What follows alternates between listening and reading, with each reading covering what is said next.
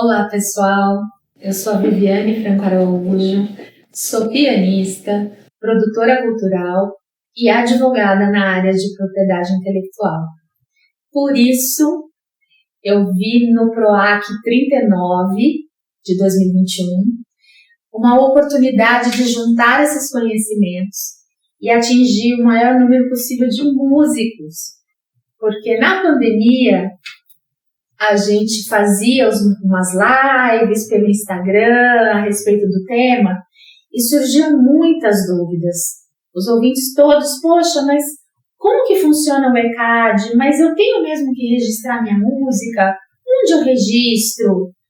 Poxa, mas eu tenho direito ou não tenho? Eu posso vender os meus direitos? Todas essas dúvidas fizeram com que a gente tivesse essa ideia de trazer esse vídeo até vocês para sanar pelo menos essas principais dúvidas a respeito do tema. Então vamos começar?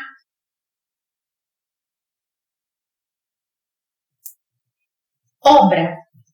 Dentro do direito autoral, o que é uma obra? E o que é uma ideia? Muita gente pergunta isso. Uma ideia tem proteção? Eu tive uma ideia. Nossa, eu sonhei com alguma coisa. Ela é minha. Fulano roubou minha ideia. Não existe isso. Ninguém roubou a sua ideia. Porque ideia para o direito brasileiro não tem proteção. Aliás, para o direito internacional também. Como você vai provar? Então, ela precisa se transformar em uma obra para ser protegida. Então, qual a diferença? A ideia é algo abstrato, é algo que veio até você por um ânimo seu de criatividade, de intenção, de intuição. Mas a obra é essa ideia materializada. Materializada num suporte, a lei diz isso, né? Obra, ela precisa estar materializada em um suporte para que ela tenha direito à proteção.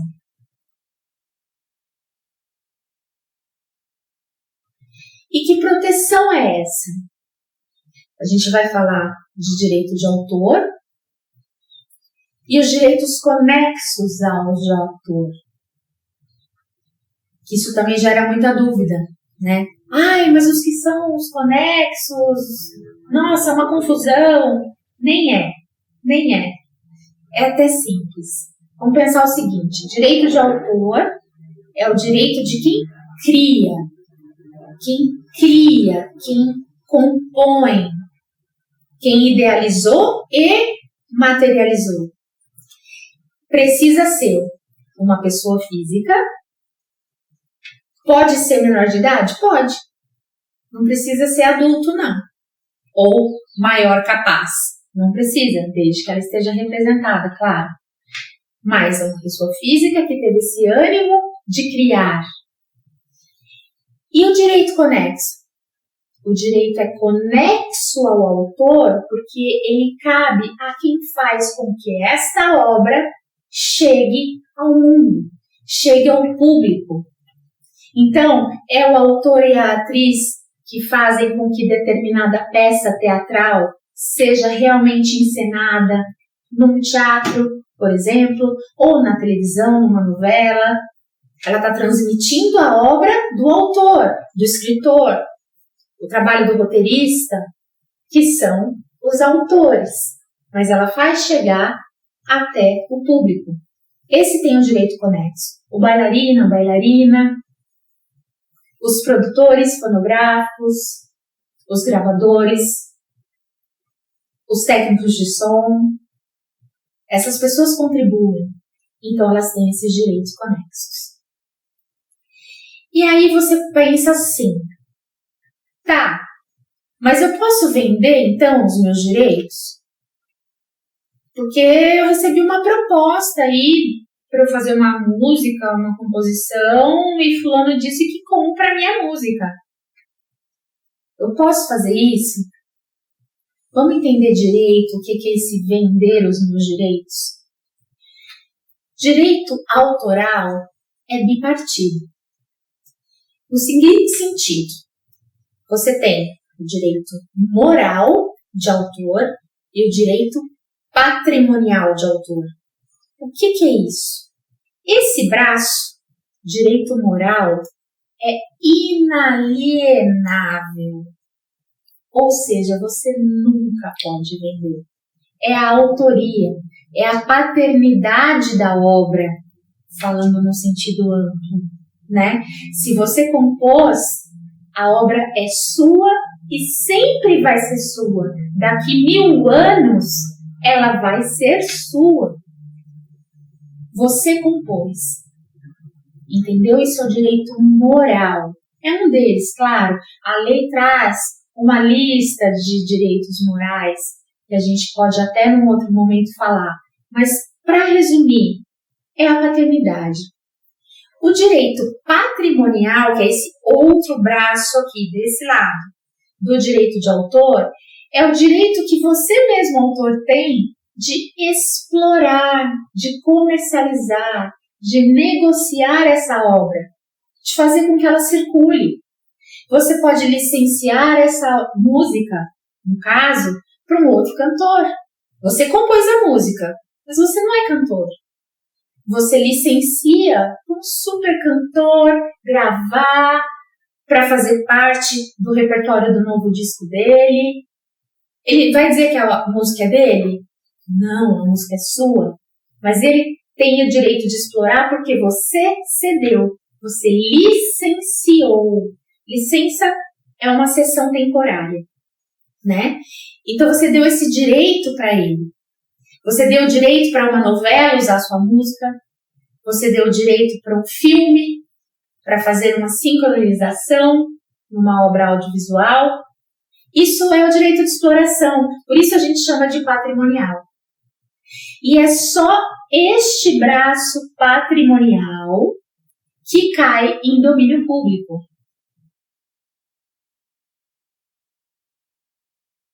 E muita gente pensa assim também, tem essa dúvida. A obra deixa de ser minha, então, depois dos famosos 70 anos? Jamais, jamais. Ela, de novo, sempre vai ser sua. A Por Elise vai ser do Beethoven eternamente, eternamente. O que acontece? Simplesmente hoje, pelo fato dela estar em domínio público, você não precisa pedir a autorização para o Beethoven ou para os herdeiros do Beethoven ou para a editora da Por Elise de que você faça uso dessa música. Essa é a diferença. Então vamos lá. Direito moral não prescreve, jamais. Direito patrimonial prescreve quando? Se o compositor está vivo e quando ele falece, ele deixa herdeiros, ele transfere esses direitos de exploração, os direitos patrimoniais, aos herdeiros. Então, toda essa exclusividade de exploração durou por toda a vida do autor e foi estendida aos seus herdeiros por até 70 anos. Tá? A legislação brasileira faz com que esses 70 anos comecem a ser contados do dia 1º de janeiro do ano subsequente ao falecimento do autor. Aí começa essa conta. 70 anos.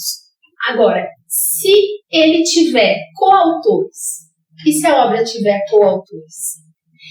Ela dura, ou seja, esse direito de exploração, essa parte patrimonial, até o falecimento do último coautor, que também, se tiver herdeiros, transfere por mais 70 anos a eles. Então, eles também terão 70 anos após a morte do último coautor da obra para explorar. Então, qualquer pessoa que tiver interesse em gravar essa obra vai precisar pegar a autorização desses herdeiros. Se ele não tiver herdeiros, a partir do ano subsequente, domínio público direto.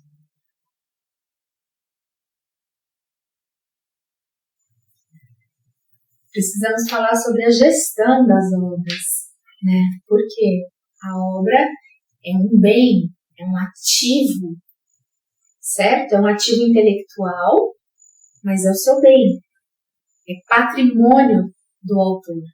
Então, como é que é feita essa gestão normalmente? Isso dentro da música. O ideal é que você se filie a uma das sociedades que existem no Brasil. No caso, são 7 no Brasil. A gente tem entre elas Abramos, UBC, Socimpro, SICAM, SBACEN, AMAR e ASSIM. Essas são as 7 sociedades. Você pode se filiar a qualquer uma delas. Peça informações, fale com colegas. Em como você está associada? Ah, ali tem um trabalho tão bom, é tão organizado, ali eles me pagam direitinho, eles mantêm sempre contato comigo, preocupados com o meu cadastro. Façam essa pesquisa antes e se filie. Outro ponto de atenção, se filie e mantenha os seus dados atualizados, sempre muito atualizados, tá bom? Para que toda a cadeia de direitos autorais consiga te encontrar, toda essa cadeia de arrecadação possa te encontrar.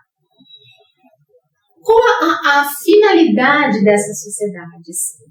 Ela basicamente é cadastro. Então, ela cadastra você ou como autor, ou como músico-intérprete, ou como produtor fonográfico, e cadastra também o ISRC do seu fonograma, da sua obra, que é o CPF da sua música, o CPF daquela faixa específica. Vamos pensar que você pode ter composto uma obra e você gravou uma vez com um trio. E depois você resolveu fazer a mesma obra com uma orquestra sinfônica.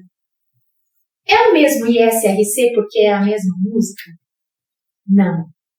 Tem um ISRC para a faixa gravada do trio e outro para a faixa gravada com a orquestra.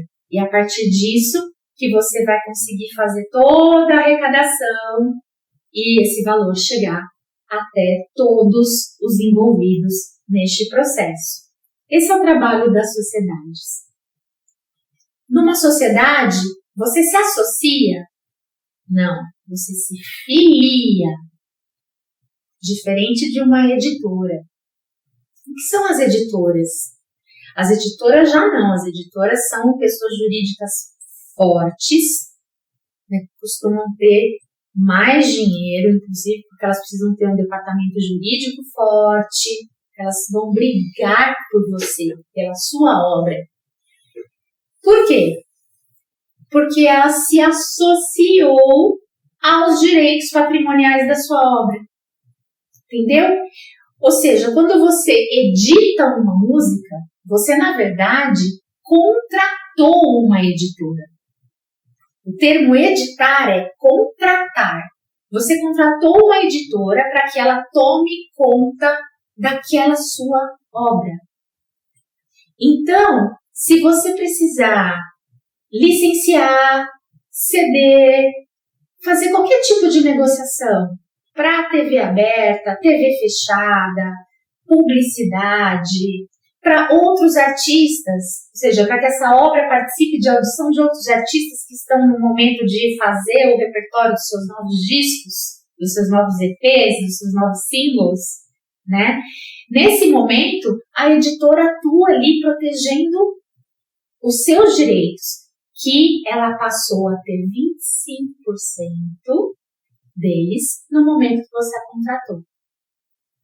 Ou seja, ela é sua sócia nos direitos patrimoniais de exploração, normalmente em 25%. Tudo que essa obra gerar, em todos os aspectos, em todos os tipos de negociação, normalmente no Brasil, 25% fica para ela. Então tem muitos artistas, muitos compositores, que às vezes nem ficam sabendo do que foi feito com a sua obra. Nossa, eu vi a minha obra numa propaganda.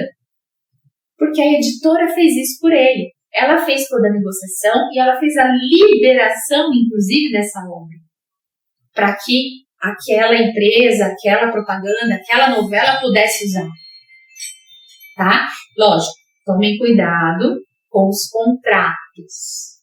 Se puderem, contatem sempre um advogado para dar uma olhadinha nesses contratos, para vocês terem certeza do que vocês estão licenciando, o que vocês estão autorizando, até quando, qual o prazo, especificamente para quê, para quais plataformas, para quais mídias. Esses contratos todos podem ser muito, muito específicos e devem ser.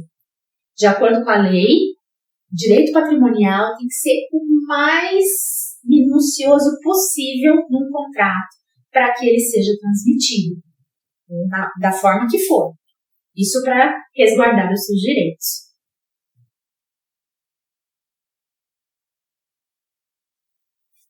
Gente, dado muito, muito importante. Em relação às sociedades às quais o músico se afilia como autor, compositor, intérprete ou produtor fonográfico, como a gente já disse, é imprescindível que os seus dados estejam sempre atualizados. Sempre. CPF, endereço, telefone. Por quê? Porque o ECAD, por mais que se fale do ECAD, ele faz um trabalho muito bom. Faz sim, um trabalho de arrecadação muito bom. Só que se o seu cadastro não estiver atualizado, o valor vai ficar retido, porque eles não vão te encontrar. Então, um exemplo de resultados do ECAD, eu até tomei a liberdade de anotar para eu não falar nenhum número errado. Peguei uma conta aqui de 2019, ano 2019, porque normalmente os meses são apurados até abril do ano seguinte, né? Então, relativo a 2019, foram pagos 521 milhões de reais aos compositores. Isso só de direitos de autor-compositor. Esse valor, 521 milhões, foram divididos em 62.855 compositores. Olha só, mais de 62 mil compositores receberam os seus direitos. Então, precisa estar tudo super atualizado. Fiquem sempre em dia, tomem cuidado com essa documentação, para que não fique nenhum valor retido ali. Porque aí é chato, tem um processinho chato para liberar esses valores depois, você pode precisar até de um advogado. Então, tentem evitar isso com uma simples atualização de dados, tá bom?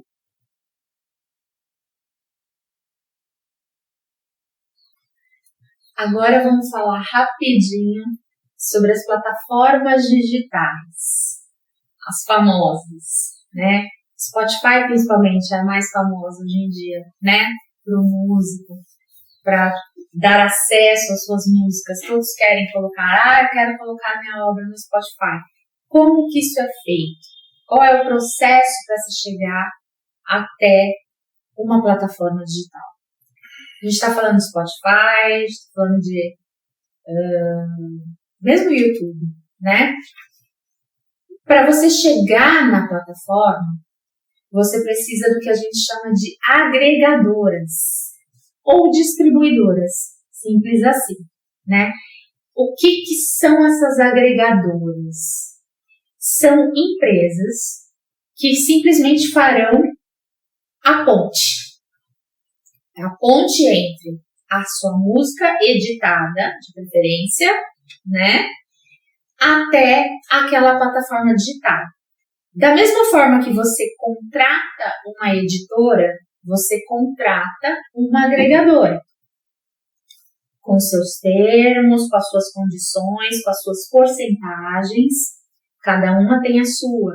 Isso também é legal você analisar com calma, porque tem plataformas ou agregadoras, melhor dizendo, que não cobram nada para fazer a veiculação do teu fonograma a determinadas plataformas como o Spotify, por exemplo. Vamos falar um exemplo de uma agregadora. Trattori. Trattori é ótima, brasileira, né? E qual tipo de contrato utilizado pela Trattori hoje em dia? É o que você não paga para contratá-la, mas você paga uma porcentagem do que a tua obra render quando ela já estiver na plataforma, né? Então, esse trabalho da ponte, ela não cobra. Algumas outras, também famosas, como o AnaRPM, CD Baby, também muito conhecida, já tem ali as suas porcentagens de contratação. É simplesmente uma questão de escolha. Você vê o que vale mais a pena para você, dentre as outras funções, maneiras de trabalho, e pronto, escolha a sua agregadora, tá? Ela vai fazer com que a sua música chegue numa plataforma digital e ela estando editada, a sua música estando editada por uma editora afiliada à UBEM, que é a União Brasileira de Editores de Música, essa agregadora fará a distribuição correta de todos os direitos arrecadados ali naquela plataforma. Então, a plataforma passa para a agregadora, que passa para a editora vinculada ao UBEM, que passa para a sociedade onde você é filiado, que passa para você. É todo um caminho que a gente precisa percorrer. Então, agradeço muito a você que assistiu esse vídeo. Gostaria de pedir que você curta, que você compartilhe nas suas redes sociais, onde mais você quiser, pelo WhatsApp, para quem você achar que é interessante, para quem você achar que essa informação vai ser relevante. E eu agradeço também à Roda Produções Artísticas por toda essa produção, por terem colaborado com todo esse processo, e ao Veloz Advogados, onde eu sou advogada hoje na área de propriedade intelectual, que envolve direitos autorais e propriedade industrial, como a gente comentou aqui no começo. Então, muito obrigada. Espero as suas dúvidas e suas perguntas nos comentários desse vídeo, para que eu possa responder no próximo, tá? Tem mais um rapidinho que eu vou poder fazer para tirar suas dúvidas. Um beijão e até lá!